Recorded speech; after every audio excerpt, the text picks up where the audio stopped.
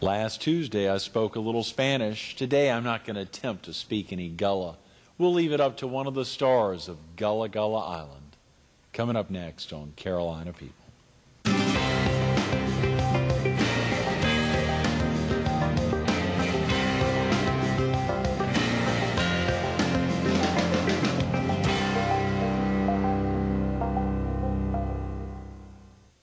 Good morning. Welcome to Carolina People. This morning we're at the Myrtle Beach Herald.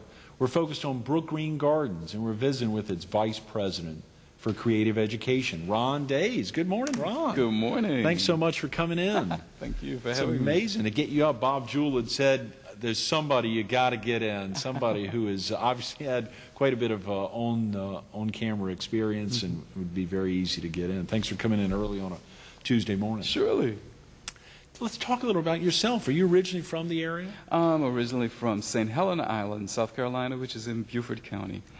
Okay, great. And you still have family down there, I Still have family, and my family still resides, my wife and 2 children, in Beaufort. I work 4 days at Brook Green Gardens, and then I return home to my family. Great. How long have you been, and you've just joined Brook Green? Just joined Brook Green August 2nd. Is that right? So right around 6 months now. Yes, indeed. What do you think prompted the move? Had you been traveling up and down the coast for a good while, Ron, or you just, I mean, this was an exciting opportunity, Brook Green? Well, for 2 years prior to my coming aboard, I had served as artist in residence during Gullah Gullah Daise, the program for which 3rd graders from Horry and Georgetown counties come to Brook Green Gardens for an experience in Gullah culture and heritage. And last year, right after my coming aboard, I not only presented for Gullah Gullah Daise, but I also coordinated Gullah Gullah Daise. And it changed for this year from October until January. So I've gone through 2 coordinatings of that program. And that's just for 3rd graders? Only for 3rd graders, because that's with the South Carolina State the standards for the classes. They're dealing with South Carolina history, and the Gullah history and heritage is an important part of South Carolina. Very definitely. History and heritage. The bulk of our viewers, Ron, are in the PD, as you may have seen on our coverage map, in the PD in southeastern North Carolina. So less than a third of my viewers are here in Horry County, but still an opportunity. Some of the PD area folks, I'm sure, would be very interested in learning more about Gullah history, both here in the state as well as... Yeah, well, Gullah heritage exists along the coastal communities primarily of the southern part of North Carolina, South Carolina, Georgia, and even the northern part of Florida. It's generally quoted as communities from Jacksonville, North Carolina to Jacksonville, Florida. But communities like Georgetown, Conway, which are in this vicinity, Beaufort, South Carolina, Charleston, Hilton Head Island, South Carolina, Sapelo Island, Georgia, St. Simon, Georgia, Amelia Island, Florida. Is that right? All Gullah and or Geechee communities.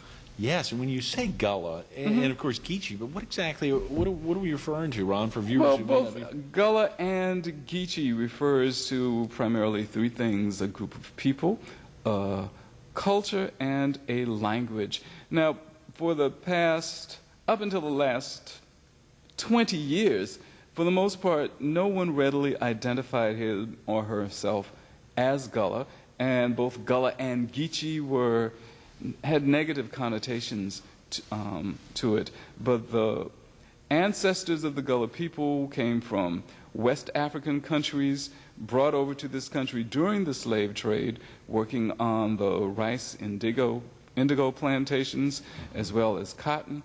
The Gullah culture is very similar to the culture of other communities of the African diaspora where Africans were dispersed during the slave trade. So cousin cultures would be the Caribbean cultures, Jamaica, even in Brazil as well. As you say Jamaica, it's just hearing certain... Just Jamaica is because, right. you know, to talk Gullah, it's a very musical language, which started in the holding stations for the Africans being brought over as part of the slave trade. They came from numerous countries speaking numerous dialects as well as languages, and they had to forge a means of communication. Gullah, that's spoken in the coastal communities of South Carolina and Georgia, is very similar to Creole, which is the trade language that's spoken in Sierra Leone, West Africa. Many people don't know, it's unknown where the word Gullah comes from, but one of the West African countries from which Africans were brought during the slave trade is Angola. Perhaps Gullah is a derivative of that country's name. In Sierra Leone, West Africa, there's a tribe known as the Galas. Perhaps Gullah comes from that name. Geechee, which I said before, is similar in culture, language, and as the name of a people. For many years, Geechees were referred to those islanders living along the Ogeechee River of Georgia. Of Georgia. Yes, but basically they're similar. And of course, and so that background can clearly be defined. I mean, it goes straight to the Ogeechee River down there. And all the way back to those Africans who were settled along that river, in those communities. But it's an island culture. Yes. Fascinating, Ron. Now, of course, when many of these third graders are hearing you speak about this, a little bit of the background, trying to track down exactly where Gullah originated, where that term came from, they're oftentimes hearing about slavery and other things for the first time. Well, not necessarily for the first time, but I think it brings on a new meaning to them and of the closeness to their own culture. Right. And basically when I give them examples of the language, they realize that they have people in their own families who speak that way. They've grown up hearing it, and they themselves may be Gullah speakers. When I was young, for the most part, and my mother was an English teacher, is that so my 8 siblings and I were not allowed to speak Gullah at home, but we heard it throughout the community, at church, on the school bus, on the playground. So we can talk like that when we want to talk like that. Listen to that, Ron. There were 9 of y'all. Yes, I'm the 9th and last. Is that right? Are the others? I'm sure many of them are still living. Are they spread all out over the Palmetto State, or they were spread across the United States at one point? But for now, the bulk of my siblings are in Beaufort County.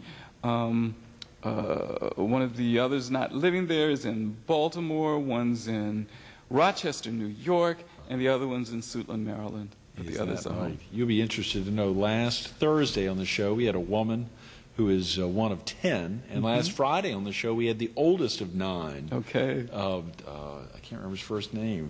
Ralph Wilson, excuse me, our former solicitor for Horry and Georgetown County, who lives in Conway. So fascinating to see very large families and how children spread out and oftentimes come right back. That Ralph was sharing with us on Friday.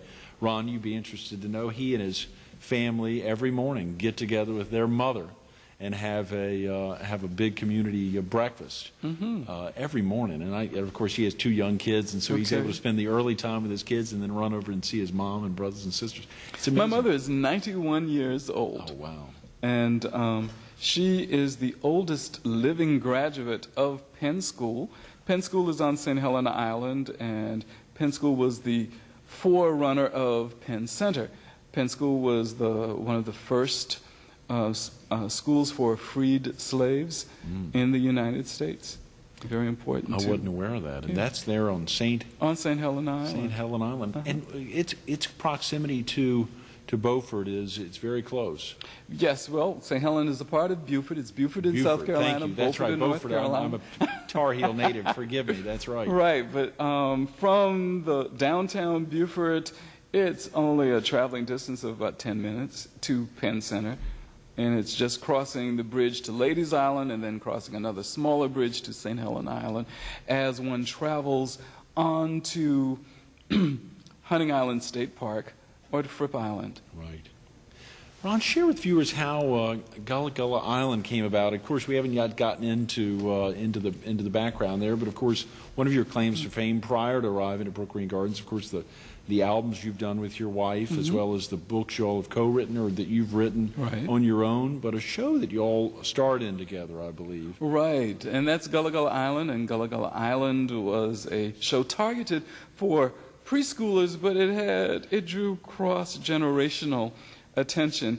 During its heyday, a number of senior citizens would tell us that they turned back into children. They viewed the show daily.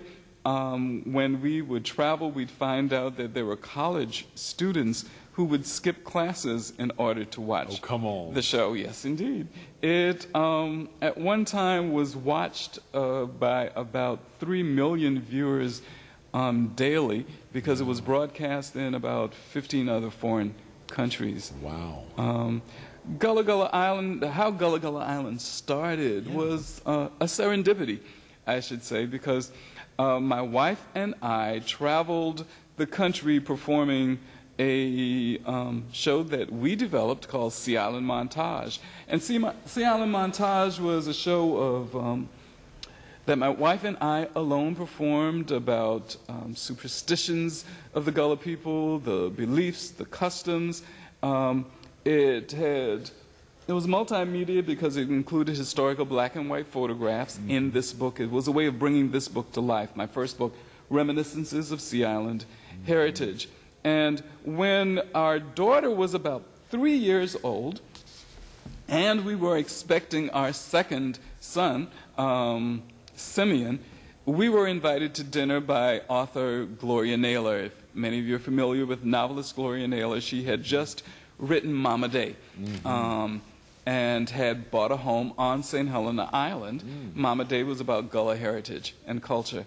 We were invited to dinner by Gloria Naylor after we had met her and befriended her because Mama Day was up for a movie. And Lawrence Fishburne, who was to star in the movie and direct that movie, was down, as well as others who were sight scouting for this to-be Disney movie. During a dinner conversation, the topic came about children's TV, and we knew what we enjoyed and disliked about children's TV because Sarah at that time, as I said, was 3 years old. The woman who was to be the executive producer of that movie said that she and her business partner in New York were planning on developing a children's program, pitching the idea to Nick Jr. TV. Would we be interested? This was her first time visiting the Sea Islands. Maybe it could be about some enchanted, magical Sea Island community. Others at the dinner party had told her that we were performers, and we said, sure. But Ron. We thought that was the end of it because we had had forays in those kinds of discussions before, and nothing ever turned out about it. But true to her word, when she returned to New York, her partner began calling us, and that's how the show developed. And I think some people have a misconnotation that we created the show because basically the show was developed around who we were, around performers, around parents who had children, and because in real life we were home throughout the day, neighborhood children would gather around our house, especially when they'd see me outside pushing my daughter on the swing. Sarah and Simeon must be very popular. And so they developed the show around us, and of course, we gave inroads for them to utilize people in the community about it. So whereas we weren't the creators of the show, we helped greatly with the development of the show, and that's how it happened. And they filmed the show where, though? The studio work was done at Universal Studios in Orlando, but almost every episode had a segment filmed in and around Beaufort, South Carolina. So the Gullah culture, the Gullah community, was used as a backdrop for this preschooler show. And I'm pleased, as I travel about, numerous people want to know, where is Gullah Gullah Island? At many of the welcome centers in South Carolina and Georgia, people continually ask, where is Gullah Gullah Island? And they have a positive mindset about what is Gullah and wanting to find out more How about it. exciting. Golly, that must be that's great for South Carolina, obviously for the Palmetto State, and of course, what do the folks at the Welcome Center say? How do they answer that? Well, they say, well, this is a Gullah community, Yeah. or as they should respond, and if they want to know where Gullah Island was filmed, travel down to Beaufort, South Carolina. During the first season, some filming was done in Charleston, Right. South Carolina, as well. And when people travel to Beaufort, they see the sights, the Beaufort Waterfront Park, Hunting Island State Park. The Beaufort High School band was filmed, and they can travel to those particular areas and see those things. How exciting, Ron. That must have been thrilling for you and your wife. And you said you all were in production for 4 years? For 4 years. Okay. Until that time, Nick Jr. generally ended production of its programs after 3 years, so ours went 4. Wow. And it remained in syndication for another 4+ years after That's that? correct. After the production ended in 1999, my wife and myself and Binya Pollywog, who was the large family pet on the show, we traveled the country performing Gullah Island live. And there are numerous people who've come up to me since I've been aboard at Brook Green Gardens saying that some years ago they and their children came to the Palace Theater to see Gullah Island Golly, live. Ron, that's exciting. Would you all ever I guess I'm sure there's thoughts down the road. Someone will approach you again about rekindling. Well, maybe there is. I don't know. It's a Viacom product. I know absolutely nothing about Gullah Island except that I started it. Right. Golly, Ron, how exciting and great for the Palmetto State to be able to claim you. I think I saw you'd received, or you and your wife had received the Order of the Palmetto. Yes, we back in each did. 96 or so. A great honor back then. The excitement here, having joined Brook Green Gardens, and Diane Devon Stokes was with us yesterday promoting the 44th annual Can-Am Days. She had said you'd been a guest on her show, Southern Style, a number of years ago. You'd read a little bit from one of your books. I assume it was the Gullah Storybook. It may have been. So we wanted to ask you, we've got about 7 or 8 minutes to give us a little feel of that. That's the Gullah Storybook. The Gullah Storybook. It's for count from 1 through 10, and there's poetry for the numbers 1 through 10 in Gullah. And for those who may be Gullah challenged, the English translation is given in the back. And it has a CD that goes along with it. So story on CD that goes with it. The Gullah went fishing in the river all night. The moon was a-shining, but him didn't get a bite. Just for day clean, 3 mudfish nibble on the line. So him had mudfish stew that day at dinner time. Or the Gullah went fishing in the river, or the river, in the river all night. The moon was shining, but he didn't get a bite. Just for day clean, and that's what dawn is called in Gullah, day clean, the time of day when everything is fresh and clean. Just before dawn, 3 mudfish. How many? 3. 3 mudfish nibble on the line. So him had mudfish stew that day at dinner time. Get down, Ron. I've also written another book, Little Muddy Waters, Gullah folktale. And the important thing, one of the themes of this book for Gullah people, as we were taught from our West African ancestors, it's very important to remember to respect your elders. And Little Muddy Waters, this young boy had to learn from his grandmother the hard way the importance of respecting his elders. Can you give us a quick plot summary on that? How did he figure it out? Well, We got about 7 minutes, but of course we want to get into some of the... one of the beliefs and customs brought out in this book, Little Muddy Waters was told by his grandmother that he should never go leave a house from a different door than the one that he entered the house from, because accordingly that would bring a heap of bad luck onto the family. And of course, because he had been told not to do that, that's exactly what Little Muddy Waters did.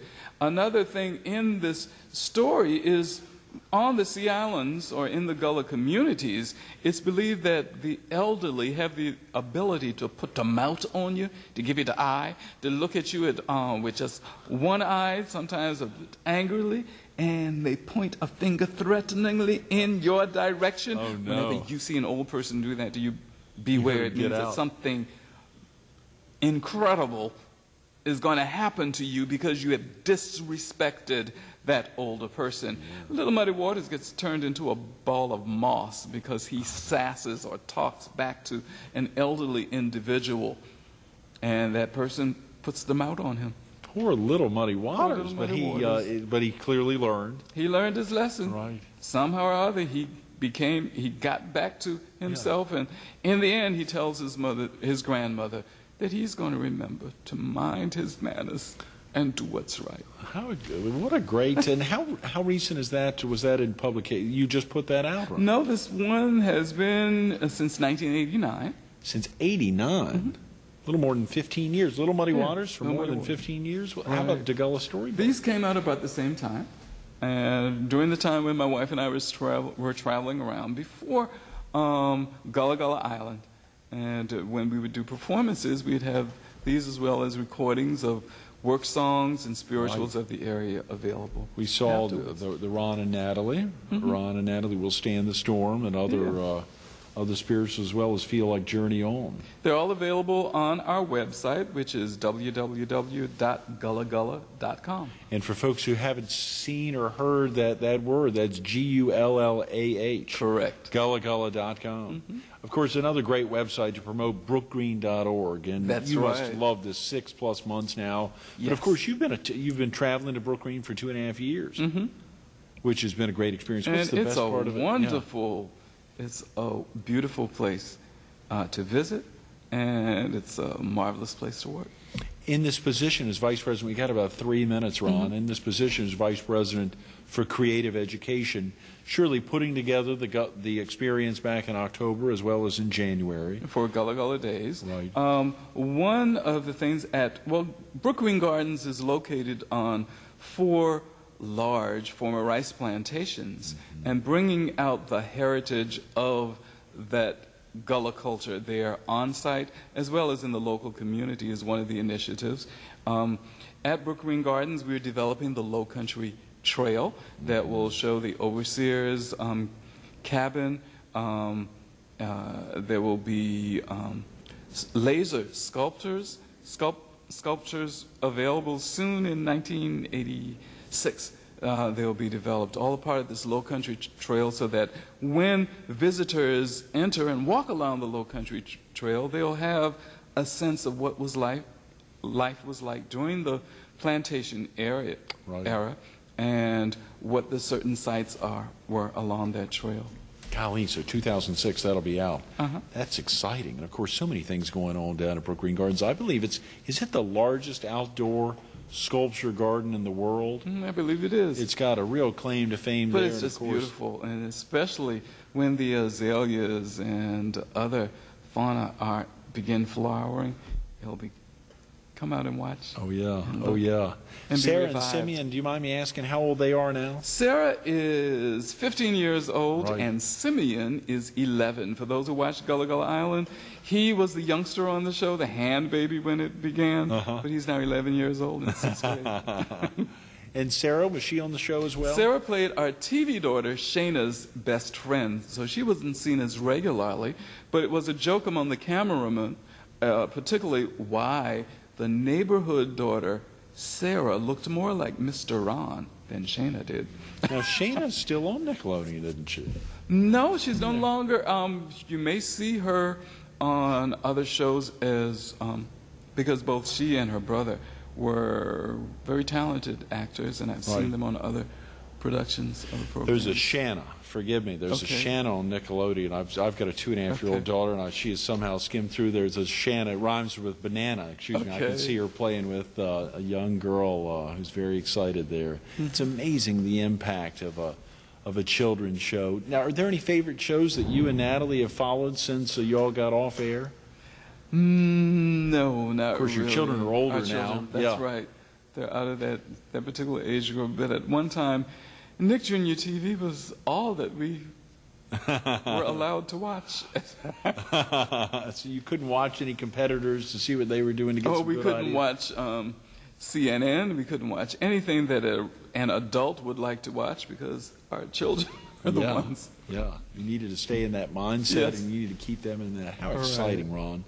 As you look back over the last, the experiences both with kicking off your first publications back in the mid to late 80s, and to think of the expansion and all that time on air and now traveling all over the country and to know that people still remember you. That's right. You said 3 million folks at one time, even people, college students giving classes. What's that been like for you and Natalie as you reflect back on that? Well, we're glad to have had just such a positive interaction with people, to pleased that the awareness of Gullah culture has been uplifted because of our involvement. Last summer I went to Ghana, West Africa. That's right. And I've developed 2 programs that I've begun traveling with based on my experiences there, showing the close relationship of the Gullah heritage and West African or Ghanaian heritage. One is called Make a Difference, Lessons from Ghana to You, and the other is a theatrical one-man performance, My Soul Been Blessed, Gullah Roots, Branches, Blossoms. Wow, those are great words, Ron. We'll look forward to seeing those as they're rolled out. Thanks so much for being with us this morning. Okay. Stay tuned to more Carolina People with Ron Daise coming up next.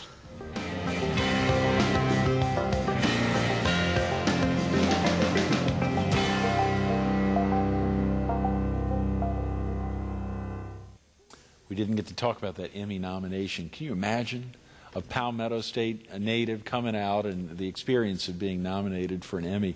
At that time, you heard him talk about that. College students skipping classes to be able to watch Gullah Gullah Island. 3 million viewers a day at one time. The experience of having traveled all over the country, now all over the world, having brought Gullah to others and many others to Gullah. The experiences go across all boards. If you want to learn about some amazing creative education at Brook Green Gardens, give Ron a call or just call Brook Green Gardens' main number, 843-235-6000. If you want to get a copy of these prints, these books in print, or the tapes, or have an opportunity to learn a little more about Gullah Gullah, visit them online at www.gullahgullah.com. Take the time, give them a ring.